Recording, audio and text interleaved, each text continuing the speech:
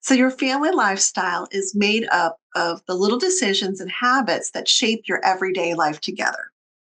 It's what your mornings look like, how you transition from school or work to home time. It's how often you connect, rest, and play. It's what your evenings feel like and how your weekends flow or maybe don't flow. So, it's that invisible system that's running in the background, whether you realize it or not. And it's either supporting you or slowly draining you. Welcome to Real Talk with the Parenting Blueprint Coaches, where we discuss all aspects of parenting using the foundation of understanding personality dynamics to raise independent, responsible, and resilient children. My name is Karen Wagner, founder of Teaching Our Youth and the Parenting Blueprint. Let's dig right in with today's topic and have some real talk with the Parenting Blueprint Coaches.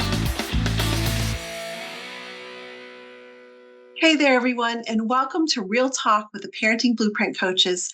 I'm Mindy Green, and for this episode today, I'm hosting solo. So I'm so glad you're here. Today's episode is about something that often flies under the radar. And you're probably wondering, well, what is that? But it also deeply shapes how we experience parenting, how our kids feel growing up, and how our home functions from day to day. And so what we're going to be talking about today is family lifestyle. So now you may be thinking, when you hear the word lifestyle, what is this? So I'm going to ask you, what pops into your head? For a lot of us, it's those Pinterest perfect versions of life at home, right? It's morning routines with soft music and yoga, maybe a smoothie, maybe everyone getting out the door at the right time, that everybody has all of the things that they need to take with them to school or work, and just things flow really well. Everyone's smiling, but let's pause for a moment and be honest, because that's still not real life for most families. I know in my family, that was not the case. So I think we need to shift the definition here. Your family lifestyle isn't about what it looks like, it's about atmosphere. It's the rhythm of your mornings, it's the energy in your evenings, it's the feeling your child gets when they walk through the door of home, and it's the pace, the tone, and the flow of your life together. So today we're going to be talking about why that matters and how to design a lifestyle that feels good on the inside, not just one that looks good on the outside. So let's dive a little deeper. What is family lifestyle and why does it matter? So I think to do this, we need to start by defining it even more clearly. So your family lifestyle is made up of the little decisions and habits that shape your everyday life together. It's what your mornings look like, how you transition from school or work to home time. It's how often you connect, rest, and play. It's what your evenings feel like and how your weekends flow or maybe don't flow. So it's that invisible system that's running in the background, whether you realize it or not. And it's either supporting you or slowly draining you. So if I had to stop here for a moment and ask you, which do you find in your own home? And you can be honest. If you want to share in the comments, you're welcome to. But just even if you can do it in your head and think, how am I feeling about these things? So here's another place where we can dive in a little bit deeper. So I'm going to ask you this. When your family is at its best, when you feel connected and calm, what's happening? This is a area where you can do a little bit of visualization, picture it. Take that moment to pause and really picture what's going on. What are you doing? What are other people in your family doing? And what aren't you doing? That's a glimpse into your ideal lifestyle. Those are the moments when you experience maybe peace, joy, and connection. And they tell you what your family craves. And here's another truth for you. If you don't decide and define your family's lifestyle with intention, life will define it for you. So this is where you're choosing or it's chosen for you in other wording. So and typically that version, when it's been defined for you or it's choosing you, it's that time when you're feeling reactive, rushed, and full of outside pressure. So defining your lifestyle helps you to shift from just surviving it to living on purpose. And this is where another piece of this comes into play. It's like I like to wrap this like, we're like peeling an onion layer by layer. So let's go even deeper here. And we're going to talk about the brain body connection and how it relates to lifestyle and stress. So think about why lifestyle impacts not just your schedule, but your stress. And here's what neuroscience tells us. And as a neuroscience geek, I love talking about this stuff. So here we go. Our brains and our children's developing brains crave three things. And so if you know these, you're welcome to go ahead and name them out loud for yourself. But they are predictability. Our brain really needs to know what to expect, when to expect it, and how to expect it. So it really looks for patterns, right? And patterns are predictable events or the way that things fall into place, right? Our brains also need emotional safety. This is one of the most basic needs of humans is to feel safe and to feel loved and secure. And the third thing that we need, our brains need, is connection with others for co regulation. Now, co regulation is just a fancy word that basically says it's talking about when we can borrow someone else's calm. So if you've ever seen your children react the same way that you are, then you know that this is true. So they're mirroring for us like what they see in us. So if we're calm and when they're upset, then that helps them to regulate themselves, helps them to calm down and then to feel safe and then know that when things come up that can be upsetting, that there's a predictable way to respond. So when your family's lifestyle, then putting it into that context, is unpredictable, it's overly packed, loud, or chaotic, it can put your nervous system and your child's nervous system into a constant state of alert. And when we're in that fight or flight zone too often, everything feels harder. And I don't know if you can attest to that. I can because I remember when the days when things were really hectic and crazy here at home, and everything felt like a battle. Transitions become tantrums, bedtime becomes a battleground, communication becomes snappy and short. I'm raising my hand again on this one because I've been guilty of that. I think we all have. So, those are the days when you're constantly sighing or snapping. And, when I talk to the parents that I work with, these are some of the things that they talk about. Why do I do this? Why do I react this way? But it's not just a mood. And I don't know if you can attest to this or not. It's your body also saying it's out of alignment. Something isn't right. So when you're thinking about your lifestyle, that can include small doses of routine, connection, and margin. And what I mean by margin is like giving yourself a little bit of a cushion so that you can tell your nervous system, okay, you're safe, you can relax, you don't need to be on alert. And when you have that space, that margin for cooperation, regulation, and even joy, then everything changes. You don't have to overhaul your whole life. We're not looking to do that, but you're only looking to make one small shift in the rhythm of your day. It could be adding in a daily check in, simplifying your evenings, saying no occasionally, and all of those things can be a huge reset for your stress levels and everyone in the families. So, I also want to talk about this other concept of using lifestyle as a decision filter. And it's one of my favorite tools when it comes to living more intentionally as a family. So, it's called the lifestyle filter. And there's just one powerful question you need to ask yourself. Does this support the lifestyle that we're trying to create? Let me give you a real life example. There was a time when our weekends were nonstop. We were bouncing from birthday parties to sports games to running errands. And by Sunday night, everyone was exhausted and more than a little grumpy. Honestly, I used to dread weekends. So this was a place where I took time to pause and I asked myself, what do I actually want our weekends to feel like? And when I was able to do that, I realized I wanted slower mornings. I wanted to have time in nature. I wanted to sometimes do nothing. I wanted more connection and less of the running around and that chaos that can come with that.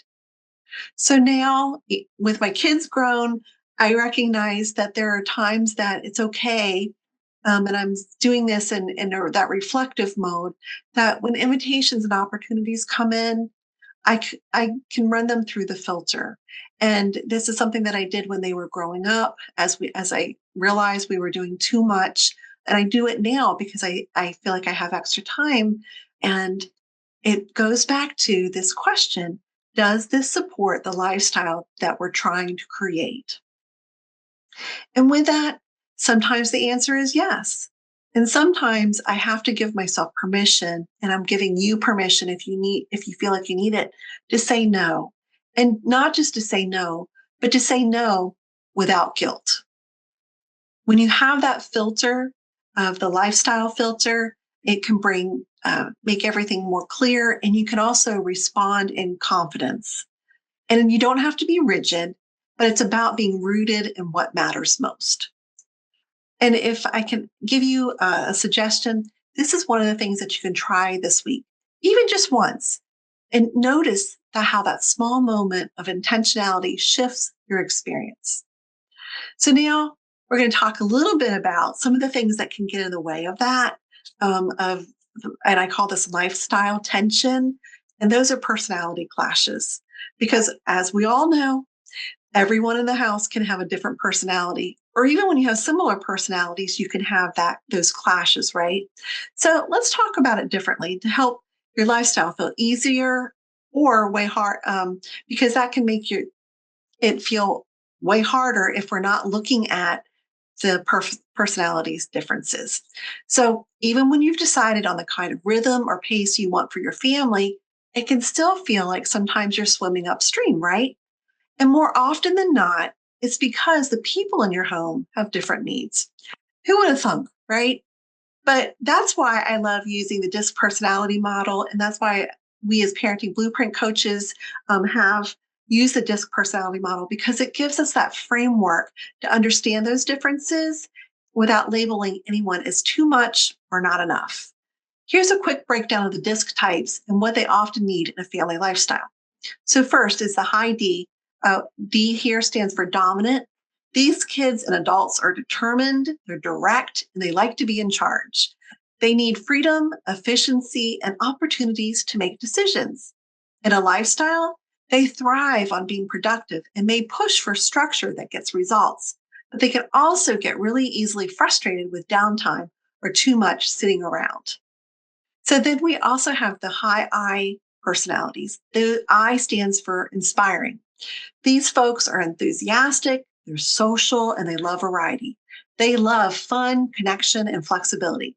So in your family rhythm, they might resist rigid routines and do better with moments of spontaneity, creativity, or even playful energy. They light up with options, but they need help following through. Then we have our high S's. S stands for supportive. They think calm, kind, and consistent. High S personalities want peace, stability, and a predictable pace. They do best with steady routines and gentle transitions. Too much change, rushing, or conflict totally overwhelms them. So in your lifestyle, they need margin, which means space, and a whole lot of reassurance. So then we have the high C's, this last type. High C, the C stands for cautious. These kids and adults are thoughtful, precise, and sensitive to details. They need structure, clarity, and time to process. They're not going to make decisions quickly. They feel safest in routines that are clearly defined, and they don't do well with surprises, chaos, or vague instructions. The more facts that you can feed them, the better. Your lifestyle will work better for them when expectations are clear and consistent. And here's why this matters. Sometimes we build a lifestyle that works for us, but doesn't work for our child. Or we expect everyone in the house to go with a rhythm that doesn't match their energy or emotional needs. That's when we see power struggles, meltdowns, shutdowns, and friction. Let me give you an example. I had a parent who I dealt with who was a high D parent, so that dominant personality. She liked things fast, she liked to check things off, and she ran her family like a well oiled machine. But She had a high S child, that supportive type, and a secondary personality type with that child was a high C, that cautious type. So that speed and intensity stressed them out. So what happened was they were having all these conflicts because the mom kept pushing, pushing, pushing because she wanted to make sure that they got things done. And their child, that SC type, was really having a hard time keeping up. And so then they felt bad, like they were disappointing their mom. But here's another example too. You might have that high S, that supportive mom who loves slow mornings and predictability. But your high I child, that inspiring type who likes fun and activity and playfulness and all those things, is really struggling because they want to have an adventure and they're climbing the walls by 9 in the morning. So they're not looking for slow, ease into it type of day, right? They're in it to win it. And so this all these types that I've just shared with you, it doesn't mean that anyone's doing anything wrong. It just means that we have to be aware of what each person needs and how we can build rhythms that create the space for those needs to be met. So instead of fighting over chores, bedtime, or transitions, you can look beneath a behavior and ask, is this actually a lifestyle mismatch? That's another great question. The more we understand each other, the more grace we can bring into the everyday. So here's another thought for you about having a small anchor to shift the whole tone of the lifestyle. And this is something that you can do today, set it into to play today so that it can start shaping your family lifestyle. Choose one anchor weekly. An anchor is something small, simple, and sustainable that reflects what you want more of. It could be a family dinner every Sunday night. It could be a Friday board game night. It could be a tech-free Saturday morning. It could even be a 10-minute bedtime check-in with your kids. This anchor provides a consistent rhythm, and it's a moment everyone can count on. It gives your week structure and heart. It helps regulate your family's nervous system, and over time, it becomes part of your family's story. So don't underestimate how powerful small things can be when they're done with purpose. So let's recap. Your family lifestyle is not about just how things look. It's about how your life feels to you and to your kids. It shapes your stress levels, your sense of connection, your rhythm and routines, and ultimately your relationships. And you don't need to burn everything down or reinvent everything this week. You just need to start noticing. Ask yourself, what's working? What's not? What do you want more of? What do you want less of? And then ask yourself this: what kind of lifestyle are we building on purpose? And then take that one small step in that direction. Maybe you pause before you say yes to the next event. Maybe you adjust your evening routine. Maybe you pick one anchor and put it on the calendar. Whatever it is, give yourself permission to parent from intention instead of exhaustion. You deserve that, and your kids deserve that. And that's why we call it parenting by design. That's what it's all about. Thanks for spending this time with me today on Real Talk with the Parenting Blueprint Coaches. I've enjoyed our time together, and I hope this episode gave you permission to slow down, reflect, and start choosing your family's lifestyle and purpose. We don't have to settle for survival mode. We can lead with clarity, with compassion, and with confidence. If this episode spoke to you, share it with a friend, post a takeaway, or send a message. We'd love to hear from you about the shifts that you're making this week.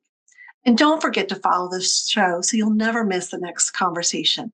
Until next time, keep parenting with purpose and keep living on purpose.